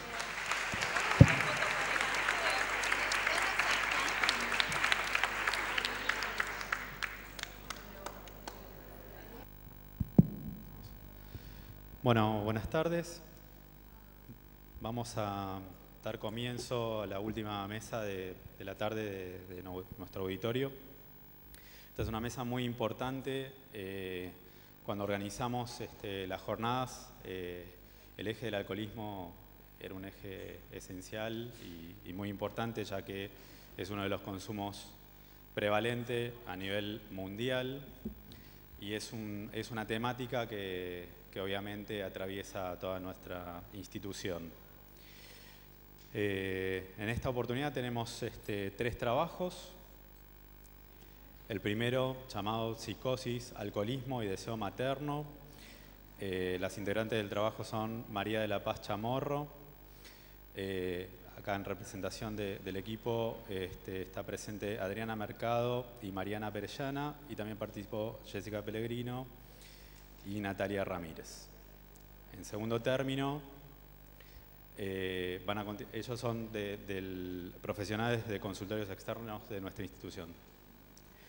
En el segundo término vamos a escuchar el trabajo de hacer trámites del agente de hospital de día, encabezado por la licenciada Florencia Cohen Arasi, el licenciado Nicolás Gil, que está acá presente, y la licenciada María Rabanal. Y en último término vamos a escuchar el trabajo No todo es birra, del doctor Emilio Sieva y de la licenciada Fernanda Mejías. Van a tener más o menos 20 minutos cada expositor y después vamos a lo último a dejar el último espacio de 30 minutos para las preguntas que puedan surgir. Bueno, Adriana. Bueno, buenas tardes. En principio agradecemos el espacio para poder transmitir. ¿Si se escucha bien? Porque no sé si el micrófono.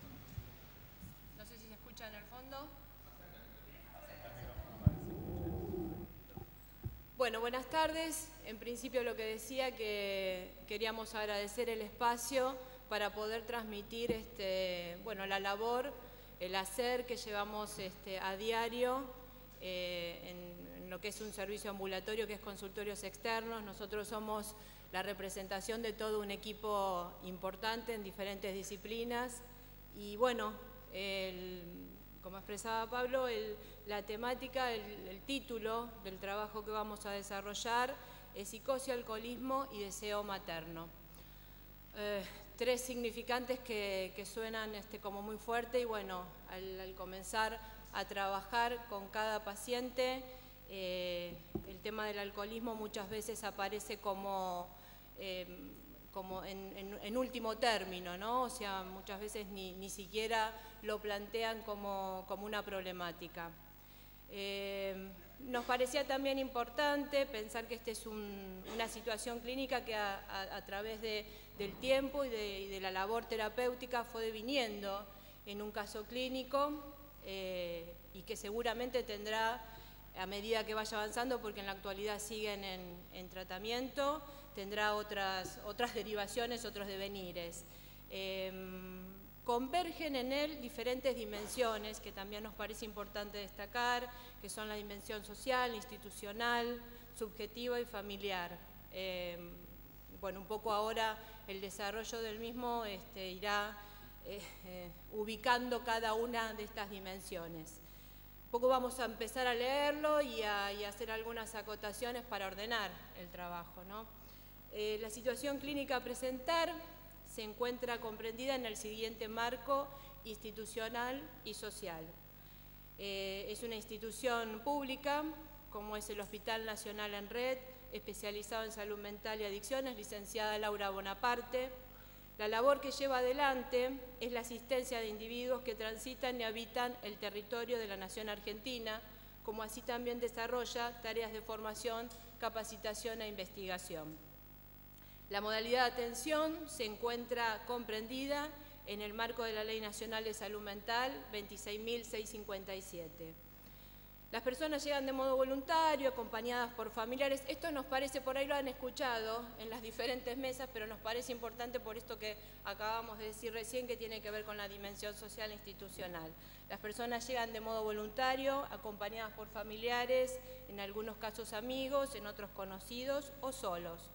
Ingresan desde el espacio de atención a la demanda espontánea, desde el cual se realiza una primera entrevista, a partir de la cual se indica la modalidad de tratamiento a seguir, ya sea en la institución mencionada o la derivación a otra institución, que aloje la problemática que presenta el consultante.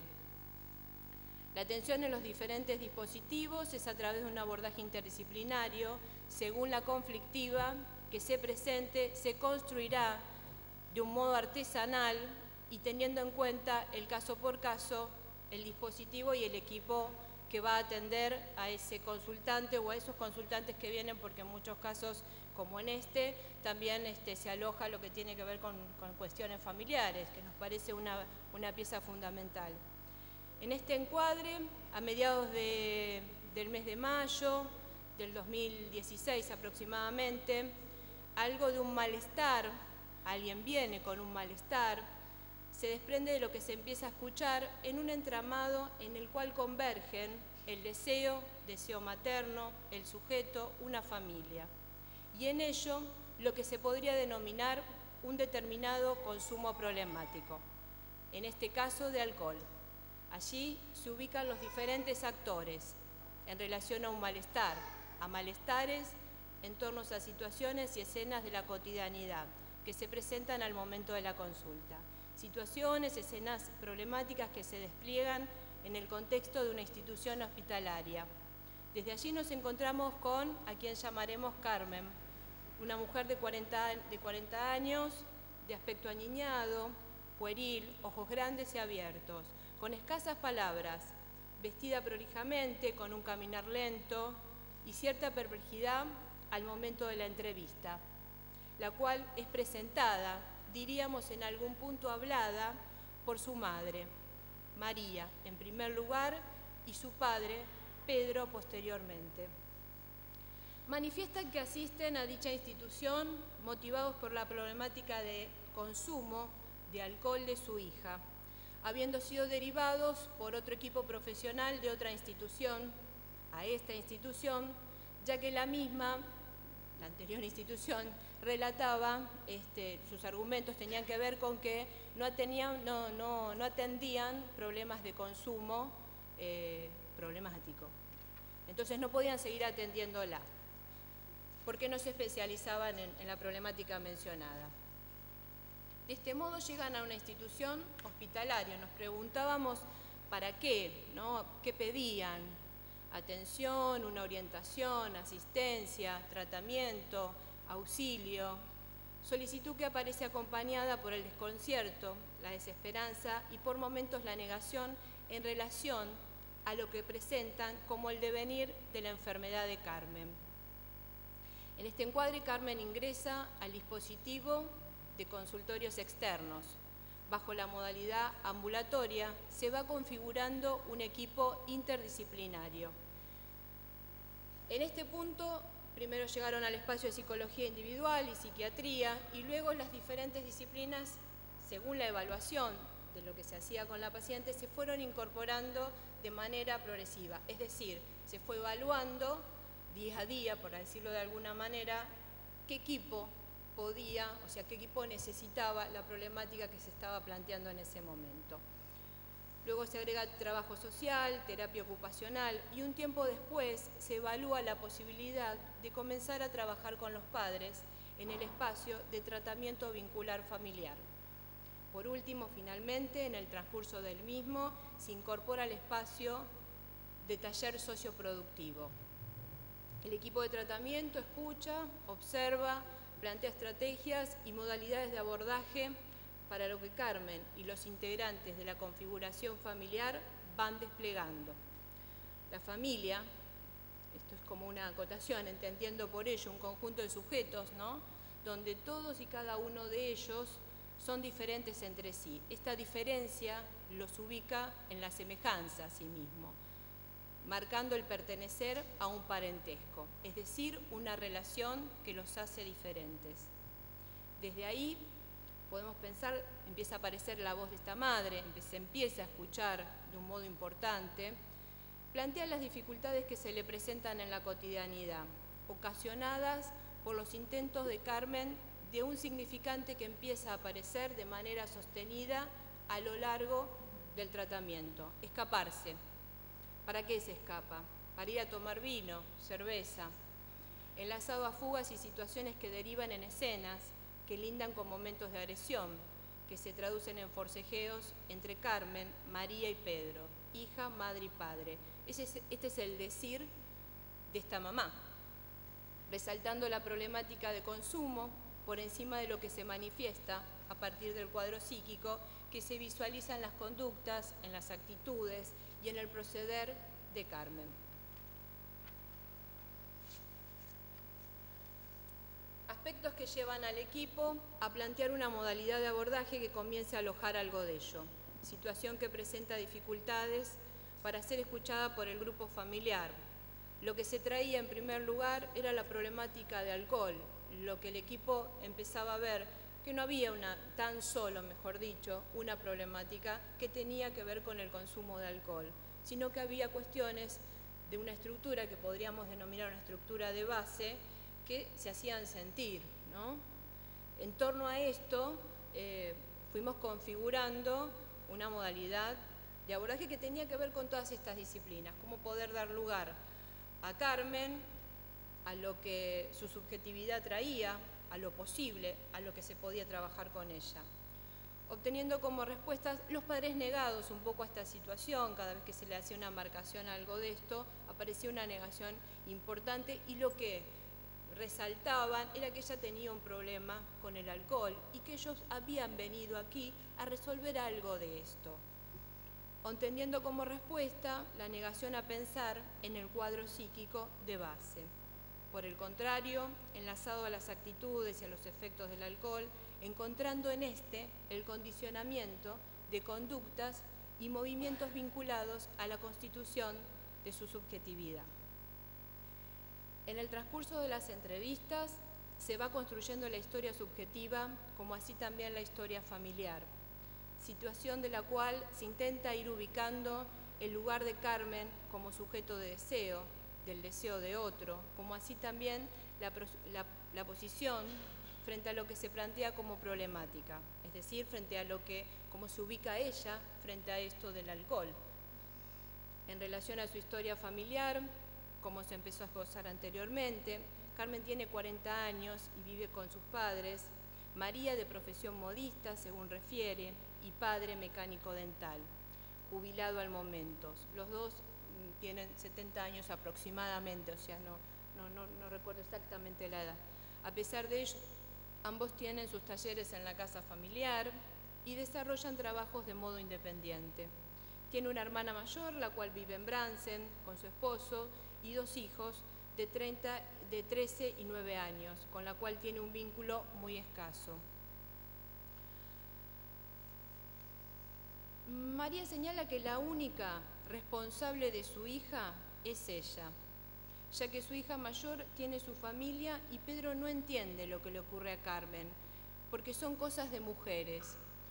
Aquí es cuando empezamos a ver un poquito esto, ¿no? O sea, esta madre la acompaña permanentemente, ya sea aquí al hospital, o en cuestiones de la cotidianidad, en cuestiones muy de la privacidad, ¿no? Digamos, hasta en el aseo, qué se tiene que vestir, si está en su cuarto, por qué está en su cuarto permanentemente. Ha tenido momentos en donde totalmente naturalizados, en donde se la ha observado, ¿no? Donde por ahí ella la espiaba y esto lo traía como una cuestión de que era algo natural, porque tenía temor a que su hija hiciera algo, ¿no? A lo cual esto se empieza a trabajar y de alguna manera el intento del trabajo es desnaturalizar esta situación y trabajar con lo potencial, marcar cuál era el potencial, con qué cosas estos papás pensaban o qué situaciones de la cotidianidad pensaban que Carmen podía desarrollar de manera autónoma. Enlazado a la historia familiar y a estos dichos se comienza a historizar de forma escueta, o sea, traen muy poco y de manera muy casi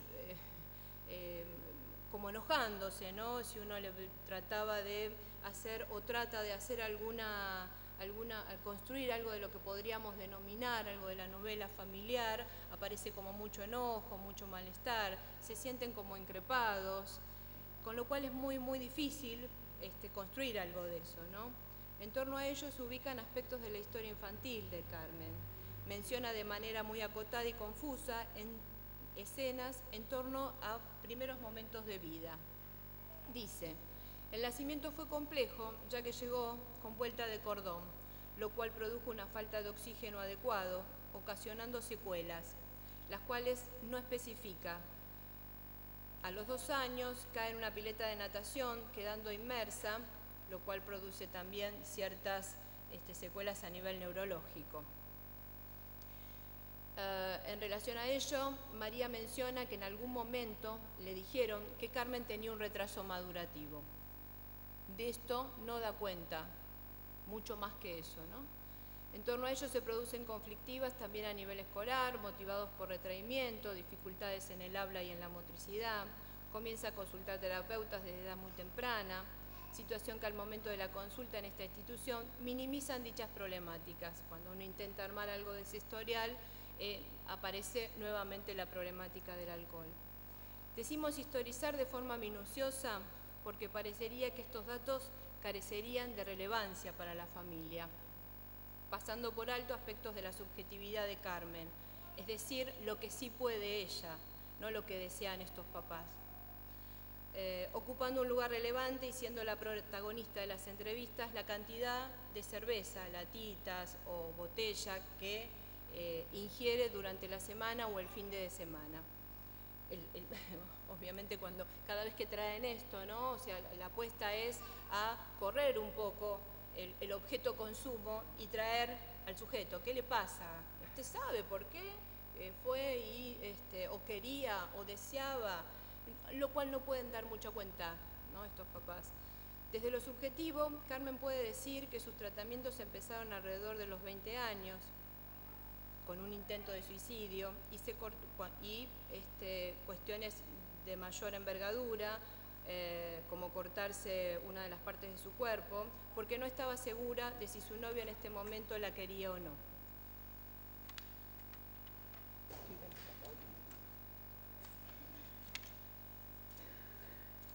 Carmen no pudo terminar sus estudios secundarios, tampoco mantener un trabajo, ni establecer vínculos duraderos.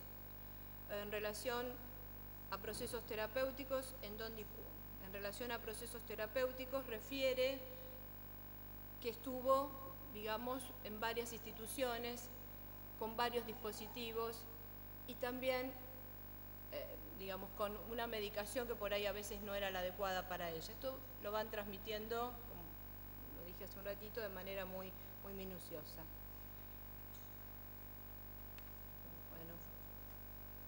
Seguimos con algunos aspectos de índole fenomenológica. Vamos a tratar de ser muy breves.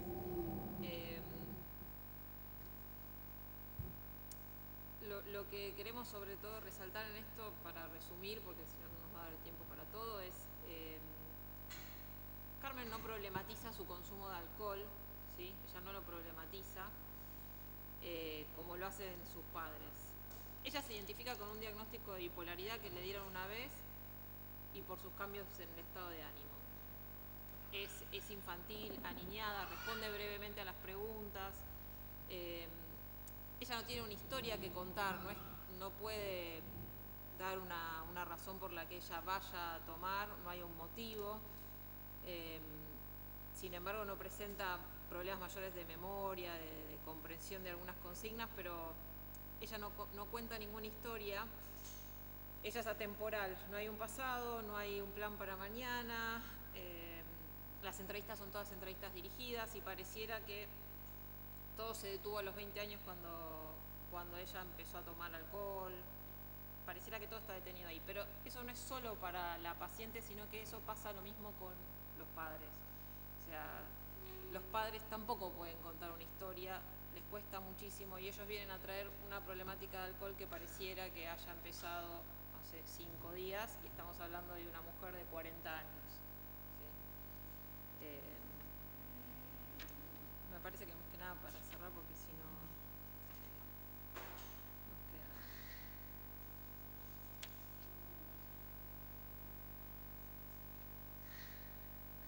Les leo una para... Sí.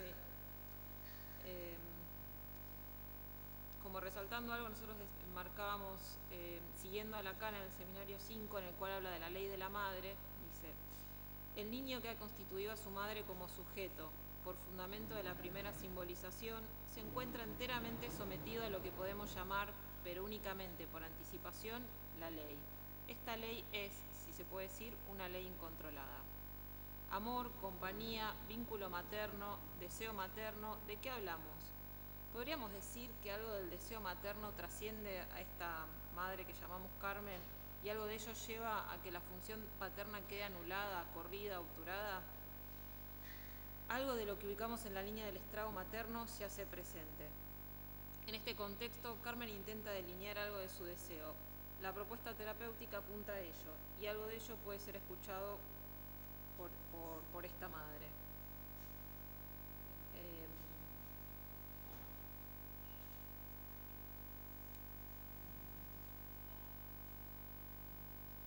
Lo que nosotros fuimos haciendo a lo largo del tratamiento fue un poco empezar a dejar de hablar de cuánto alcohol tomaba y empezar a desarmar un poco esta palabra se escapa, porque la paciente no se escapa de nada, ella no dice me escapé, para los padres se escapa. Empezar a desarmar un poco eso y ver qué había atrás de todo esto. Empezamos a incorporar otras actividades y empezamos a tratar de que esta mujer de 40 años salga de su casa y no se escape y tenga otras actividades. Entonces se incorporan al taller socioproductivo, la vemos de alguna manera, está como programado un día cada una y no todas al mismo día con alguna intención. Y últimamente se incorporó en el programa de externación asistida del gobierno de la ciudad, que es el PREASIS, pero con este objetivo de poder llevar a que esta mujer tenga salidas y no escapadas, ¿no? Y no escapes. Finalmente nos planteamos interrogantes en torno al deseo de Carmen y las posibilidades de su constitución subjetiva más allá del deseo materno. Estos interrogantes, algunos de los que nos planteamos son: ¿el alcohol se ubica como un modo posible de separación? ¿Esto inquieta la dinámica familiar? ¿Hay algo que se vuelve a repetir? Cuando Carmen empieza a salir sola, a construir vínculos, ¿se presenta como un malestar? Bueno, allí seguiremos intentando construir algunas estrategias terapéuticas que apunten a un esbozo de subjetividad. Sí, un poco eso también. Teníamos ahí una frase para terminar, que es una de las frases que ubica un poco esto del deseo materno. No da tampoco lugar a este padre que aparece como un ausente. Y bueno, una de las frases es: los cocodrilos recién nacidos entraban uno detrás de otro, pasando con toda confianza sobre los dientes para buscar refugio en la boca de su madre. Entre tanto, se produjo una nueva serie de ruidos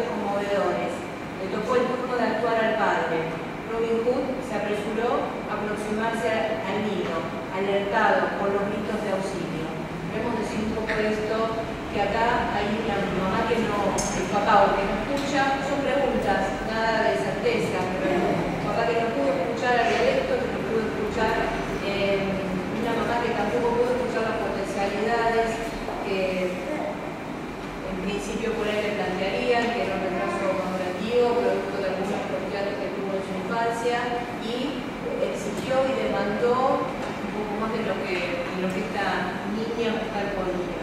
Así que bueno, eso y el rol del alcohol en este...